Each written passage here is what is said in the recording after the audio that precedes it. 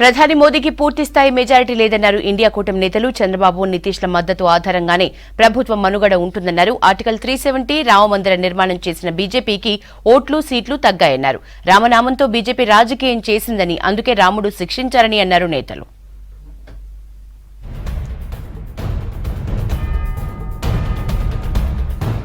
Congress parliamentary party chairperson Sonia గాంధీని కలిశారు బంగ్లాదేశ్ ప్రధాని షేక్ హసీనా.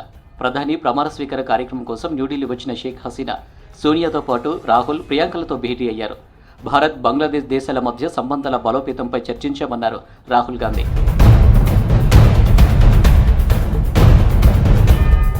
మోదీ ప్రభుత్వం చంద్రబాబు, నితీష్లపైన ఆధారపడి నడుస్తుందన్నారు కాంగ్రెస్ ఎంపీ మాణిక్యం ఠాగూర్. మిత్రపక్షాల మద్దతు ఉన్నంత కాలమే ప్రభుత్వం ఉంటుందన్నారు. లోక్సభ ఎన్నికల్లో మోదీ మెజారిటీ కోల్పోయిందన్నారు. బీహార్ అసెంబ్లీ ఎన్నికలు జరిగిన తర్వాత ఢిల్లీలో ప్రభుత్వం మారుతుందని ఆశిస్తున్నామన్నారు మాణిక్యం ఠాగూర్.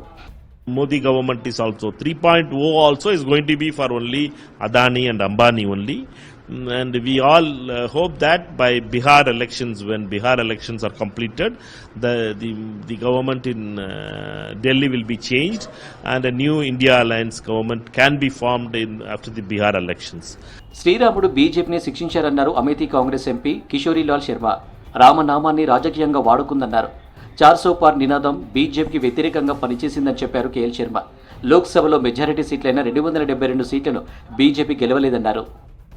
ये देखो, मॉरल ग्राउंड के ऊपर तो सरकार का वो नहीं है, क्योंकि बीजेपी अपने दम पे 272 नहीं ला पाई. ठीक है, जो प्रधानमंत्री जी कहते थे 400 पार, ठीक है, वो तो पहले राउंड में फुस हो गया नारा. फिर तो उन्होंने कहा ही नहीं 400 पार. भगवान राम ने इनको सजा दे दिया है. ठीक है, जो भगवान को इन्होंने इलेक्शन की वस्तु बना दिया था, भगवान राम हैं और रहेंगे. జమ్మూ కాశ్మీర్లో టూరిస్టు బస్సుపై జరిగిన ఉగ్రదాడిపై స్పందించారు National Conference vice president Omar Abdullah. కాశ్మీర్లో సాధారణ పరిస్థితులు ఉన్నాయని చెబుతున్న వారు దీనికి సమాధానం చెప్పాలన్నారు. ఆర్టికల్ 370 వల్ల ఇక్కడికి ఆయుధాలు రావడం లేదంటూ బీజేపీ వాళ్ళు మాత్రం తప్పుడు ప్రచారం చేశారన్నారు. జమ్మూ కాశ్మీర్లో ప్రశాంత వాతావరణం నెలకొల్పాలంటే ఇరు దేశాల మధ్య చర్చలు కీలక పాత్ర పోషిస్తాయన్నారు ఒమర్ అబ్దుల్లా. अब अगर नॉर्मल होता तो इस तरह के हमले होते नहीं. ये तो नॉर्मल है नहीं, और जो लोग नॉर्मलसी का दावा करते आए हैं, ये उन लोगों को इस चीज़ का जवाब देना होगा. हमने तो हमेशा कहा कि यहाँ हालात नॉर्मल नहीं है. हमने तो हमेशा ये कहा कि 370 जो है उसकी वजह से बंदूक यहाँ नहीं आई. इस बंदूक को खामोश करने के लिए एक बातचीत का माहौल बनाना होगा, और उस बातचीत के माहौल को तैयार करने में दोनों मुल्कों को अपना रोल अदा करना होगा. ప్రధాని మోదీ తొలిసారి సంకీర్ణ ప్రభుత్వాన్ని ఏర్పాటు చేశారన్నారు National Conference vice president Omar Abdullah. గత 5 ఏళ్లలో బీజేపీ ప్రజలకు ఇచ్చిన హామీలైన ఆర్టికల్ 370 రద్దు, రామమందిర నిర్మాణం పూర్తి చేసిన ఎన్నికల్లో తక్కువ సీట్లు వచ్చాయన్నారు. 400 సీట్లు వస్తాయని బీజేపీ ప్రచారం చేస్తే కనీసం 300 ఎంపీ స్థానాలు రాలేదన్నారు ఒమర్ అబ్దుల్లా. ये जो पिछले 5 साल की हुकूमत रही, इसमें बीजेपी ने वो सारा कुछ कर दिया जिसका वो सालों साल से जो है लोगों से वादा करते आए. चाहे वो 370 हो, चाहे वो राम मंदिर हो.